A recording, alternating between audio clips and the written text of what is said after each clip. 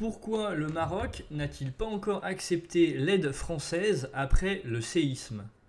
Le Maroc n'a pas encore accepté l'aide de la France après le séisme qui a fait plus de 2680 morts dans le sud du pays.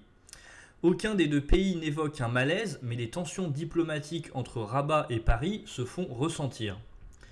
3 jours après le terrible séisme qui a touché le sud du Maroc, Rabat a annoncé avoir officiellement accepté l'aide de 4 pays, l'Espagne, le Royaume-Uni, le Qatar et les Émirats arabes unis.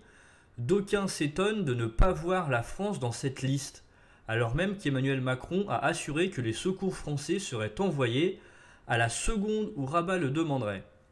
Les autorités marocaines ont remercié dimanche de nombreux pays à avoir proposé leur aide, mais ont également fait savoir qu'elles souhaitaient adopter une approche responsable de la gestion de l'aide internationale. Ainsi, Rabat n'a accepté que les offres qui correspondaient à un besoin précis sur le terrain et pourrait solliciter d'autres pays plus tard, en fonction de l'évolution de la situation sur place. Le gouvernement français souhaite aussi étouffer la polémique naissante. Invitée sur le plateau de BFM TV, la ministre des Affaires étrangères Catherine Colonna a déclaré « C'est une mauvaise querelle, une querelle tout à fait déplacée », ajoutant que le Maroc n'a refusé aucune aide, aucune proposition et que le pays était souverain. Pourtant, l'absence des secours français sur le terrain interroge, et certains y voient le signe d'une dégradation des relations diplomatiques entre Paris et Rabat.